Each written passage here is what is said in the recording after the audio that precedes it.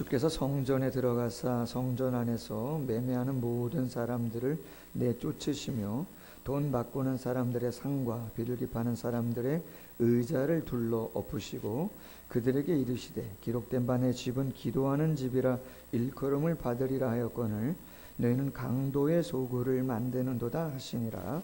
맹인과 저는 자들이 성전에서 예수께 나아오매 고쳐주시니 대제사장들과 서기관들이 예수께서 하시는 이상한 일과 또 성전에서 소리질러 호산나 다윗의 자손이여 하는 어린이들을 보고 노하여 예수께 말하되 그들이 하는 말을 듣느냐. 예수께서 이르시되 그렇다. 어린 아이와 젖먹이들의 입에서 나오는 찬미를 온전하게 하셨다 함을 너희가 읽어본 일이 없느냐 하시고 그들을 떠나 성 밖으로 베다니에 가서 거기서 유하시니라.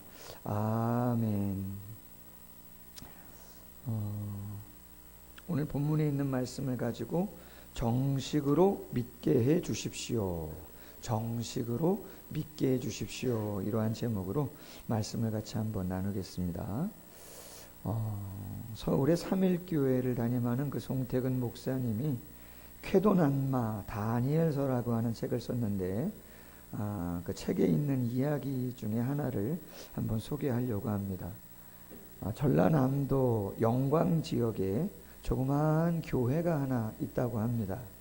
한 목사님이 목회를 하다가 너무 지친 나머지 휴가를 얻어서 그 영광 지역에 머물다가 그 조그마한 교회의 새벽 예배에 참석하게 되었다고 합니다.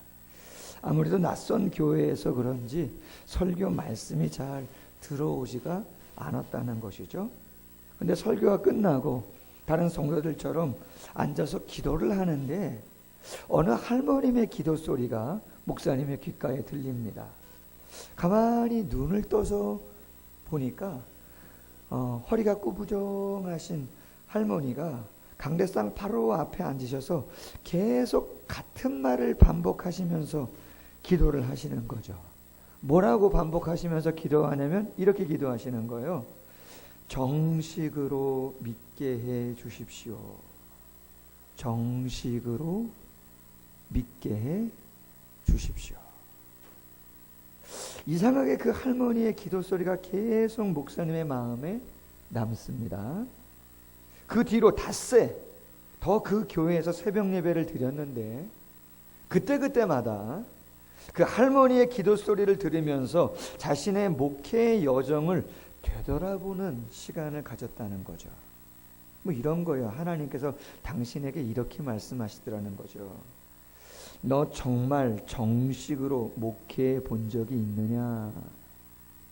정식으로.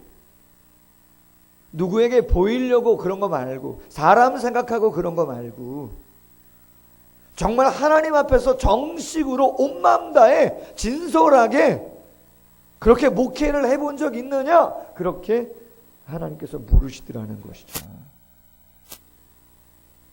목사님은 다시 목회 현장으로 되돌아와서 당신의 책상 앞에 4글자를 적어놨습니다. 뭐라고 적었겠어요? 정식으로. 그렇게.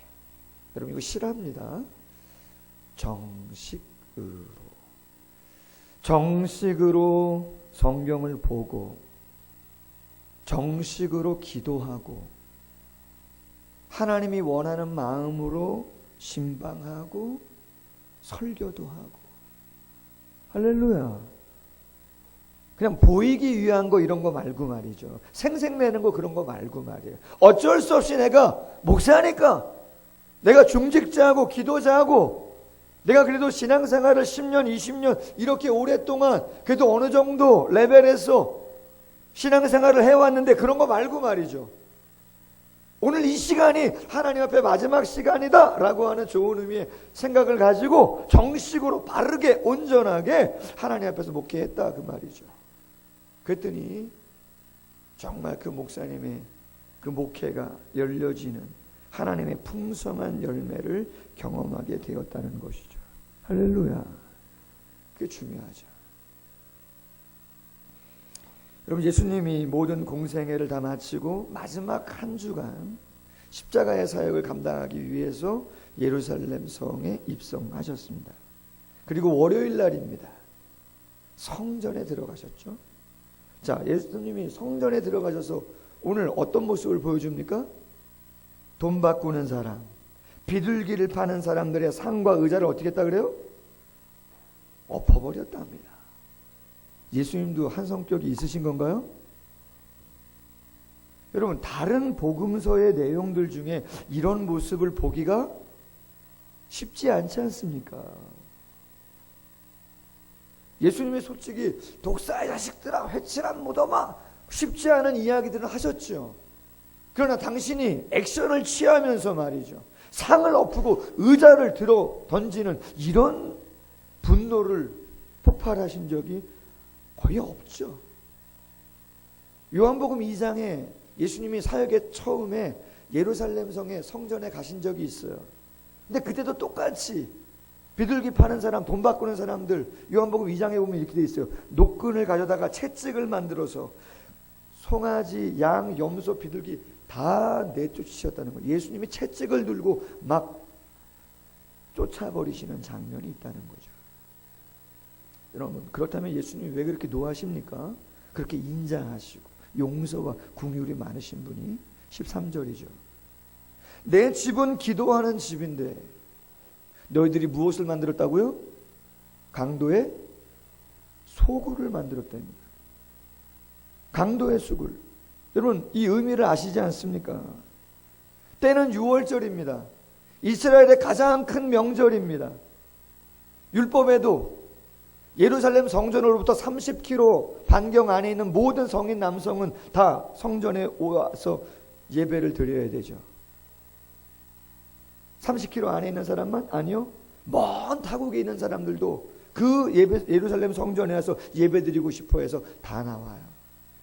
그럼 구약의 제사 가운데, 제도 가운데 있기 때문에 그들이 나올 때 뭘 갖고 나옵니까? 제물을 갖고 오죠. 어떤 사람은 송아지 몰면서 옵니다. 진짜 여러분, 오늘 송아지 몰고 오시는 분 있으세요? 양 한 마리, 염소, 비둘기. 구약의 사람들은 그렇게 10kg가 됐든 20kg가 됐든 30kg가 됐든, 여러분 대전에서부터 소 몰고 온 사람 있을까 없을까요? 있습니다. 구약에는. 왜? 가축을 드리게 돼 있거든요. 레위기의 제사는. 내 집에서 기른 가축을 하나님께 온전히 드리는 거기 때문에 정성스러운 사람들은 그러한 것들을 가지고 왔어요. 불편하죠. 쉽지 않죠. 그래서 어떻게 합니까? 종교 지도자들이, 레위인들이, 야, 안 되겠다, 좀 편의를 봐줘야지, 순례자들 배려해야지, 그냥 성에 오면 우리가 여기다가 송아지나 양이나 염소나 비둘기 갖다 놓고 팔면 되지 않냐. 집에서 데리고 오면 얼마나 더디고 복잡하고 힘드냐. 또 오다가 잘못될 수도 있는데. 그래서 성전, 오늘 성전 안에 그렇게 표현되어 있지만 정확히 말하면 이방인의 뜰이라고 하는 곳에서 상인들을 데려다가 가축을 파는 거죠. 그리고 환전도 해줍니다. 로마의 화폐로는 안 되고 유대인이 하나님께 드리는 예물은 유대인의 화폐로 드려야 된다.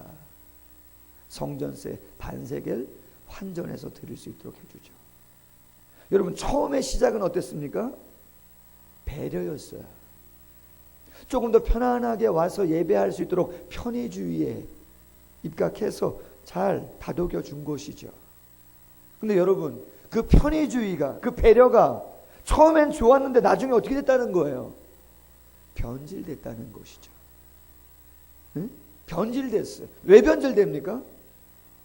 여러분, 저 역북지구에 가면 지금 막 상가들이 엄청나게 지금 들어서고 있습니다. 명지대 올라가다 보면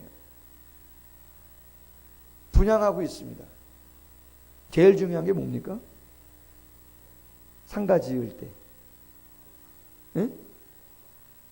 건축하시는 분들 아시잖아요. 몫이 중요하죠. 자리가 중요하지 않아요? 여러분, 아파트 아무데나 합니까? 지금 뭐 저 명지 역북지구 아파트 값이 좀 올라간다면서요? 왜 그렇죠? 다 아시면서 모르는 체 하시는 거죠. 거기 무슨 뭐 도로가 안 되잖아요. 경부 뭐 제2도로인가 무슨 도로가 나고 무슨, 그죠? 다 관심이 없으신 거죠. 여러분, 도로가 어디에 생기나, 역이 어디에 생기나, 개발이 어디 되나, 사람 몰리는 데가 어딘가? 당연하죠.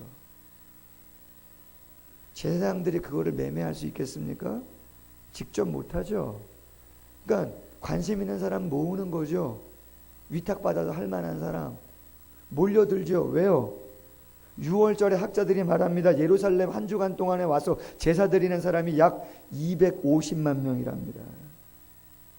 250만 명이라고 하는 사람들이 짐승을 잡아가지고 소가 됐든 양이 됐든 염소가 됐든 그것을 10명에 한 마리 정도씩 잡아가지고 평균적으로 잡아서 하나님께 제사를 해요. 그럼 여러분, 이윤을 남기겠어요? 안 남기겠어요? 당연히 남기죠. 그럼 몫이 좋은 데가 있을 거 아니에요. 그걸 누가 정해줘요? 성전을 관리하는 제사장들이 하는 거죠. 처음엔 배려 차원이었다니까요. 편의를 받으려는 거였던. 나중에 어떻게 돼요? 더 좋은 자리를 달라고 찾아오겠어요? 안 오겠어요? 찾아오죠.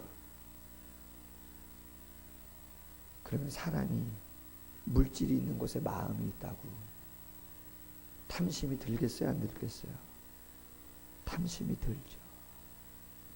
예배는 하나님께 영광을 올리고 나의 죄를 고백하고 하나님의 은혜를 생각하며 다시 한번 마음을 새롭게 하고 하나님과 친밀해지는 그러한 시간이 핵심인데, 제사장도 돈에 눈이 멀고 상인들도 돈에 눈이 멀고 환전상들도 돈에 눈이 멀다 보니까 매매하고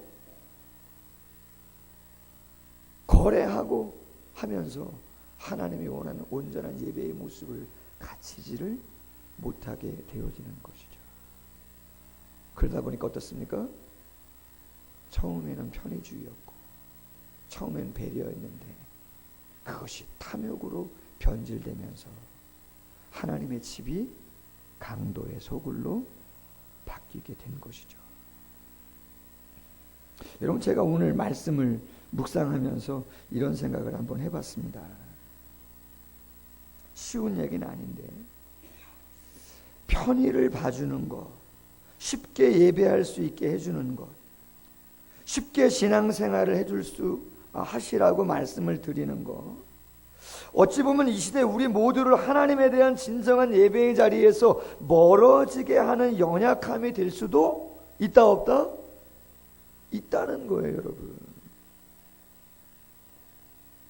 제가 여러분에게, 잘 들으세요. 집사님 그렇게 하셔도 됩니다. 성도님 그렇게 하셔도 됩니다. 이제 오신 지 얼마 안 됐는데요. 천천히 하세요. 여러분, 진심입니다. 아멘? 여러분의 신앙의 수준과 여러분이 이곳에 온 지 얼마 안 됐기 때문에 적응하셔야 될 시간들이 필요합니다. 당연한 것입니다. 앞서가지 않으려고 애를 많이 씁니다. 그러나 여러분 잘 들으세요. 1년이 지나도 2년이 지나도 여러분의 중직자임에도 불구하고 여러분의 신앙의 연수가 그렇게 많으시다고 말씀하심에도 불구하고 제가 언제까지나 집사님 편하게 하십시오. 괜찮습니다. 때 되면 다 합니다. 여러분 죄송합니다. 목회 제대로 하는 거 아니라고 생각하시면 됩니다.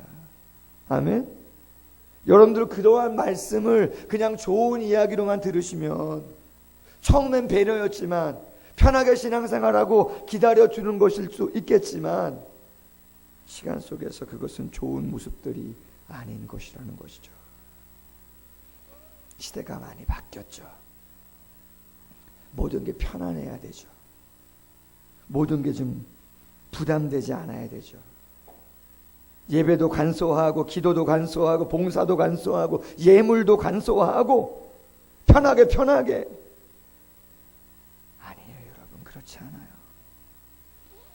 그렇다고 시간이 길다고 해서 예배가 깊어지는가, 그런 건 아닙니다. 그런 건 아니에요.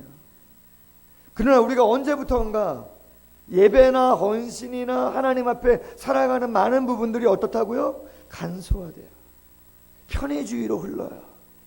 너무 복잡하지 않아요, 목사님? 뭐 그렇게까지 굳이 해야 될 이유가 있겠습니까? 아니죠. 여러분, 제가 개척을 하고 솔직히 제 개인 생각 속에서 자립할 때까지 성도님들을 조금 자유롭게 해드려야 되는 거 아닌가라고 하는 생각을 한 적이 분명히 있었습니다. 어떤 의미에서는 좋은 의미도 거기에 담겨 있습니다. 저희 교회 개척하고 등록한 성도님들, 이사 가신 분들까지 합치면요, 약 한 110명에서 120명 정도 됩니다. 청장년.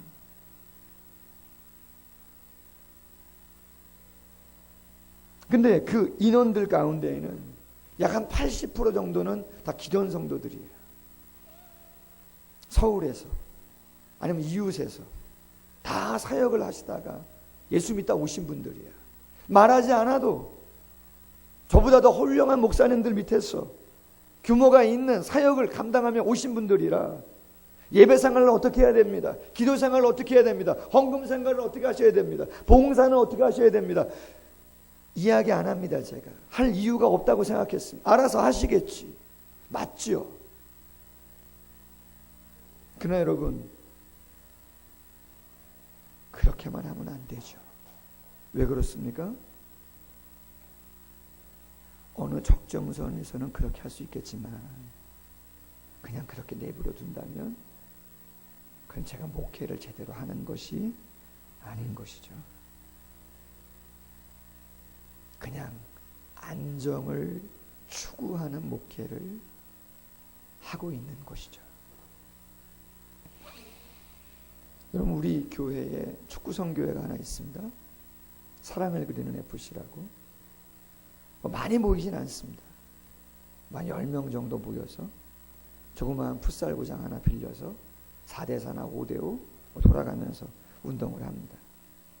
개인이 운동하기에는 너무 좋죠. 뭐 친교도 되고 기쁘고. 자, 그런데 요즘 우리 집사님들이 좋은 의미의 바람이 하나 있습니다. 좀 정식구장 큰 데서 인원이 좀 더 여유 있게 나와서 다른 교회하고 정식 경기를 한번 해보고 싶은 거죠. 할렐루야. 관심 있으면 오십시오. 중학생부터 어르신들까지 다 오셔도 됩니다. 자, 근데 여러분, 정식 경기하고 말이죠, 풋살 경기를 빌려서 하는 거하고 그럼 차이가 좀 있겠어요, 없겠어요? 있죠. 풋살구장에서 하는 것도 재밌습니다. 실력이 어느 정도 드러나죠. 그런데 여러분, 정식 경기장에서 하면요, 달라요. 제일 관건은 뭐냐? 체력입니다. 체력. 조그만 구장에서 하면은요, 여기저기 많이 뛰는 것도 있지만 정식 경기 룰은 어떻습니까? 전후반이 몇 분씩이에요? 45분이에요. 풋살은 보통 20분, 25분. 그럼 정식 경기를 하면 그 시간을 감당할 수 있는가 없는가? 쉽지 않죠.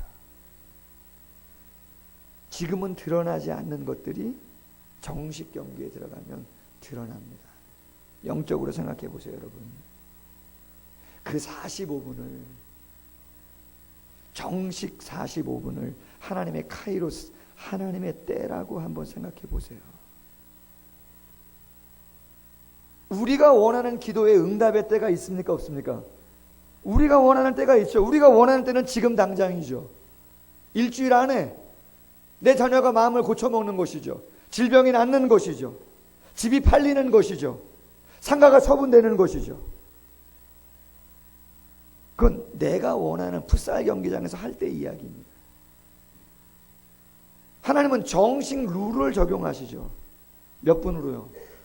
25분이 아니에요. 45분이에요. 훈련을 그렇게 하셔야 된다, 그 말씀이죠. 아멘? 풋살구장에서 열심히 하시고 나서 내가 실력이 최고라고, 내가 어떤 선수 어느 팀을 만나도 이길 거라고 생각하는 거는 죄송합니다, 여러분, 착각이죠. 그런 분 없으시지만 여러분, 육상 경기 룰을 아시나 모르겠는데 육상 경기는요, 기록 경기입니다. 거기다가. 그래서 공인 기록이 있고 비공인 기록이 있습니다. 100m를 예를 들면 100m의 공인 기록은 국제경기연맹에서 하는 그 공인 기록은 막 달릴 때 뒤에서 바람이 말이죠, 초속으로 2m 이상 불면 공인 기록이 될 수 없습니다. 왜요? 바람 때문에 쉽게 달렸다고 여기기 때문에 초속이 2m 이상 부는 기록으로 만약에 100m를 9초 5로 달렸다, 아무리 빨리 달려도 인정이 되지 않아요. 그래서 비공식 기록이에요. 그건 쳐주지를 않는다는 얘기예요. 마라톤은 어떻습니까? 마라톤은 42.195km를 달립니다. 그럼 여러분, 마라톤이 세계 공인 기록이 되는 것과 비공인 기록이 되는 기준이 뭔지 아십니까? 그것은 고도입니다. 고도. 해발 몇 미터인가. 쉽게 말해서 출발점과 결승점이 있는데 42m 이상 차이가 나면 세계적인 공인 기록이 되지 못합니다. 1km당 1m씩 높낮이가 차이 나면 안 된다는 얘기예요. 왜요? 높낮이가 많이 차이 나면 어떻게 됩니까? 높은 곳에서 어디로 달리는 거예요? 낮은 곳으로. 내리막을 달리는 건 쉬워요, 어려워요? 쉬운 거죠. 그래서 출발점에서 결승점까지 그 고도가 42m 이상 차이 나면은요, 아무리 기록을 빨리 달려도 안 되는 거예요. 실제로 2011년 4월 19일 미국에서 열렸던 보스턴 마라톤 대회에서 에티오피아의 가브르 실라시라고 하는 세계 기록을 갖고 있는 사람이 2시간 3분 59초 세계 기록이었어요. 그런데 케냐의 제프리 무타이라고 하는 사람이 57초를 앞당겨 가지고 2시간 3분 2초로 끊었어요. 거의 1분을 앞당겼단 말이에요, 세계 기록을. 근데 세계 공인 기록에 들었다 못 들었다? 못 들었다는 거죠. 이유가 뭐냐? 코스가, 고도가 약 140m 차이가 나요. 내리막을 달렸다는 것이죠. 너무 쉽고 너무 편하게 달렸기 때문에 아무리 42.195km를 완주해서 세계 기록이라고 내놓는다 그래도 사람들이 인정한다 안 한다? 인정 안 한다, 그런 얘기예요. 여러분 착각하죠, 우리는요. 저도 마찬가지예요. 내가 내 기준으로 한 주간 기도하고 나서 기도 응답 없기 때문에 기도해봤자지 뭐. 그건 풋살구장에서 공 차시는 거예요. 그건 내리막을 막 달리시고 나서 기록 세우고 나서 이거 인정해 달라는 거죠. 여러분, 신앙생활 그렇지 않습니다. 신앙생활은 정식으로, 할렐루야, 정식으로 예배, 정식으로 기도, 정식으로 헌신, 정식으로 봉사하셔야 그게 하나님 앞에 상달되는 것인 줄로 믿습니다. 정확하죠. 여러분, 마틴 루터 킹 목사님이 이런 말을 했어요. 사람은 편하고 쉬울 때 어디에 있느냐가 아니라 도전과 반대가 있을 때 어디에 있느냐에 의해서 평가가 되어지는 것이다. 사람은 내리막을 달리고 편할 때, 배려받고 편의주의에 입각해서 그렇게 신앙생활할 때 그 사람의 신앙의 진가가 나오지 않습니다.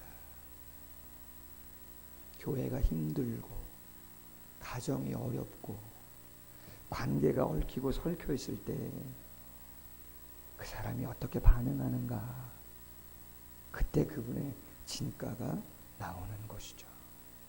바울이 디모데에게 말합니다. 디모데후서 2장 5절, 경기하는 자가 법대로 경기하지 아니하면 승리자의 관을 얻지 못할 것이다. 할렐루야. 여러분, 립서비스 너무 좋아하지 마십시오. 아멘. 가끔은 필요할 때가 있겠지만 다시 한번 하나님 앞에서 보십시오.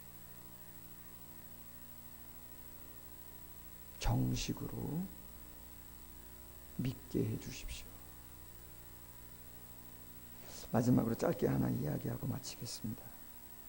자, 그렇다면 우리가 예배하고 기도하고 봉사하고 헌신할 때 정말 첫 번째로 우리가 회복해야 할 하나님이 정식으로 받아들이시는 많은 것들 중에 첫 번째가 뭘까? 따라해 보세요. 기도 생활이다. 기도 생활이다. 왜 그런가?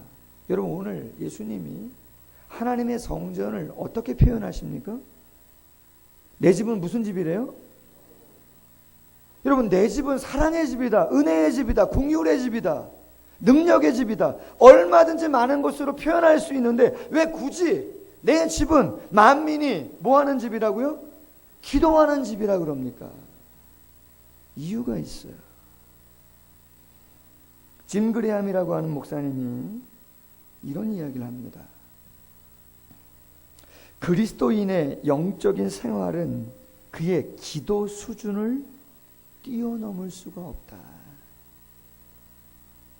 두 번째, 교회가 궁극적으로 그 교회됨을 얼마나 잘 드러내느냐는 교회의 공동적인 기도의 수준을 뛰어넘을 수가 없다. 세 번째, 교회의 공동적인 기도의 생활은 교회를 구성하는 개인의 기도 생활의 수준을 뛰어넘을 수가 없다. 마지막, 그리스도인의 기도의 생활은 그가 드리는 인격적이고 정기적인 예배의 수준을 뛰어넘을 수가 없다. 할렐루야. 한마디로 무슨 얘기예요? 우리의 예배와 우리의 헌신과 우리의 생명력과 우리의 그 모든 것들은 우리가 뭐 하는 만큼? 기도하는 만큼 성장하는 것입니다. 아멘? 기도하는 만큼 성장하는 거예요. 여러분, 죄송합니다. 강사 목사님들이 놀라시더라고요. 왜 이렇게 새벽에 많이 모이냐고. 특별 새벽기도 아니냐고. 그래도 개척교회인데 제가 60명에서 70명 출석한다 그랬어요. 근데 평균 출석이 30에서 35명이에요. 제가 카운트를 해봤더니. 할렐루야. 여러분이 기도하는 만큼, 여러분이 정식으로 하나님을 믿는 만큼, 정식으로 온 마음을 다해서 하나님을 찾고 부르짖는 만큼 그 하나님은 여러분의 삶에 역사하시는 겁니다. 할렐루야. 제 자신도 마찬가지. 제가 아무리 여기서 목이 새더라, 여기서 목이 새더라, 아무리 대표기도를 유창하게 하고 아무리 한다 할지라도 정말 내가 내 삶으로 기도를 그렇게 깨어서 하지 않으면 아무것도 아닌 것이죠. 비공식이에요. 다 비공식. 인정받을 수 없어요. 아멘? 교회의 수준은 기도가 어느 정도 되는가? 여러분, 죄송하지만 담임 목사가 누구랑 교회 이야기를 하겠습니까? 여러분, 오해하지 마십시오. 직분자 그럴 수 있죠. 헌금 많이 하는 분들 그럴 수도 있죠. 달란트가 있는 분들 그럴 수도 있죠. 그럼에도 불구하고 기도를 안 하신다? 여러분, 앞으로 교회 이야기는 저하고 할 이야기가 별로 없으실 겁니다. 앞으로는 점점 시간이 갈수록 기도를 안 하는데 어떻게 이야기를 합니까? 기도를 안 하는데 하나님의 마음하고 맞지도 않는데 어떻게 이야기를 합니까? 교회 영적인 이야기들을 할 수가 없죠. 여러분, 아멘입니까? 절대 이야기할 수 없습니다. 여러분이 기도하시고 말씀하세요.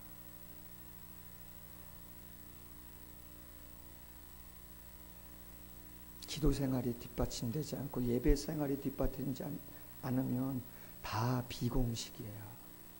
공식이 아니에요. 하나님 인정하지 않아요. 의미 없어요.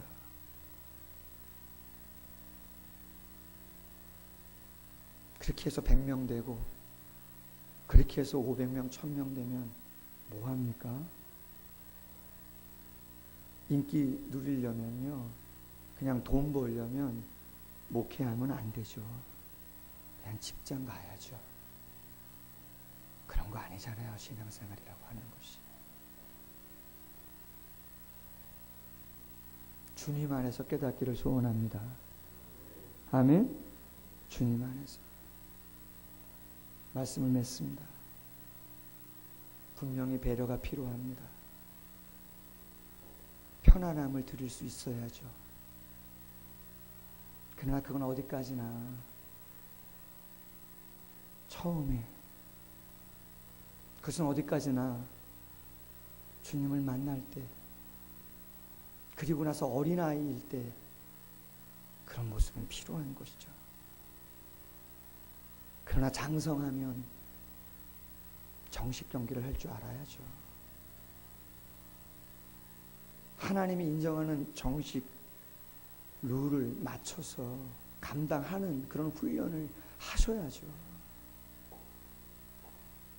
그 훈련이 안 되면 아무런 게임도 제대로 할 수 없는 것이죠. 사랑하는 우리 사랑을 그리는 교회 성도님들, 제 이야기입니다. 그렇게 기도해 주셔야 돼요. 아멘. 그렇게 기도 많이 해 주셔야 돼요. 그리고 여러분들도 그렇게 하셔야 돼요. 바라기는 그러므로 비록 눈이 멀고 다리를 저는 사람이라도 예수님이 부르셔서 그들을 고쳐주시잖아요. 오늘 본문에서 메시지인 것이죠. 바라기는 우리의 마음이 그 마음으로 하나님께 온전히 드려질 수 있기를 주님의 이름으로 소원합니다.